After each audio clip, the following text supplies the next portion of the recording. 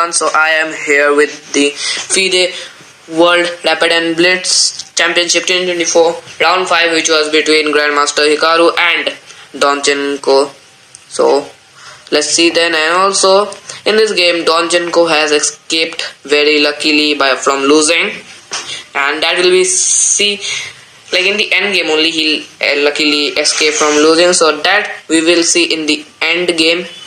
So then the game starts with the Karokan, the Karokan, and then Hikaru plays e5, then it comes c5, then pawn takes, and then donchenko plays e6 to put up a discovery attack on the pawn, and then Hikaru plays f3, and after that once he takes, he plays bishop to d3 ready to castle on the king side, and after that he plays knight to e7, and he castles. Then knight to c6, after that knight to d2, knight g6 putting a double attack on the pawn, and then he plays knight to b3 attacking the bishop. Bishop goes back to b6 to defend itself, and then rook e1 protecting the pawn, and then donchenko also castles, and after that bishop takes, knight on g6 and pawn takes.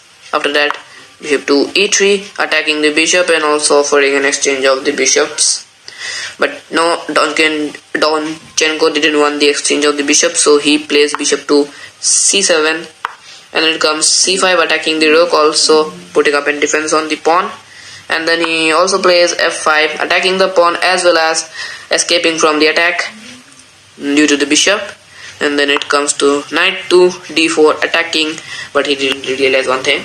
After that knight takes, then queen takes, and now we see that the pawn there is only protected by the rook, so can bishop takes, and then rook cannot move, it can be only still there, or else if he goes to b8 then bishop captures, and if he takes it on a7 then the queen captures. So then it happens d7, and then rook to e3, after that g5, and then rook to e1. Now here we can see a double rook on the e file. After that rook to c8 escaping from the attack due to the bishop, and now that pawn is hanging. Then it comes c3, h6, then queen back to d1, and after that queen to e8, and then pawn to h3, letting the king some space to go if in any trouble it could be like. So then bishop to d8 putting a discovery attack on the bishop, and then bishop goes back to d4, and then it comes queen to g6, and after that knight h2. Maybe in the next move he will play like knight to f3 again, maybe, I don't know, and then b6. Okay, so then it comes rook f3, then yes and yes. Okay, exchange of the rooks occur. That he played g4 attacking the knight and the pawn as well, pawn takes, queen takes, and after that bishop to e3, and then it comes bishop to e7, then queen d2, and after that rook f8 attacking the knight, then knight goes to d4 attacking that pawn, but bishop defends it. h5 played putting up a defense on the queen, then he played rook queen to d1 offering an exchange of the queen, but for a moment donchenko says no and goes to g6. Then he played again d2 again offering an exchange of the queens, and this time donchenko says yes, he will do, so take, and after that it comes g5, then d4, then h4, then f3. Maybe the idea would be like g3 and then take, and then take the rook maybe. Then come to g7, then a4, then f7. After that rook a1 to protect that hanging pawn, and after that it comes a5 blocking the way of the pawn, g3, and also like if it doesn't block the pawn, then the pawn goes, and even if the pawn takes, then the rook takes, and then all that like this. pawn on a7 will also be hanging. Then it comes, okay, I was talking about, yeah, g3. Then rook to g8, king g2, g4. He takes, but then it comes f3, double check, and then king h3 to defend that pawn that was hanging and attacked by the bishop. Then rook to g2, looking at that hanging pawn, but then it goes to b3, then rook to b2, and after that it comes c1, attacking the rook, also the pawn in danger. He plays f2 to defend that pawn, to further defend that pawn, and then it comes bishop to e3, then it comes again rook to b2, then h5, pushes his pawn, then king again goes to g8, then rook f1, putting a double attack on the pawn, and then it comes bishop to e8, then he pushes his pawn to h6, and now bishop to e8 left that pawn hanging so the knight can take it.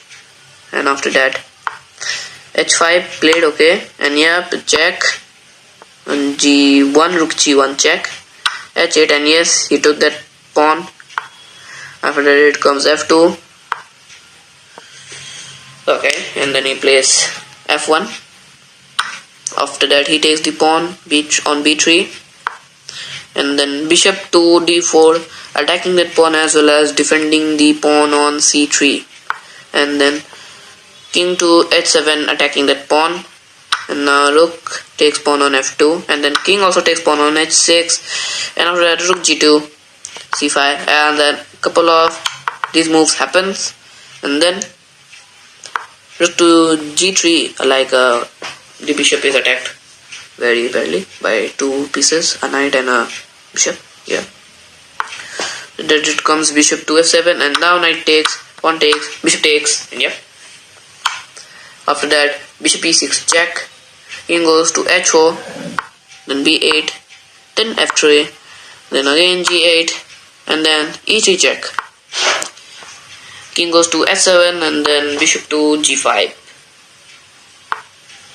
and then it comes king to g7, and it comes rook f6, attacking the bishop, and then bishop to d7, it comes then d6, attacking the pawn but not the bishop, because now bishop takes pawn, and then again rook takes the pawn, and now also attacking the hanging pawn on a5, and no piece to defend it instead of the rook.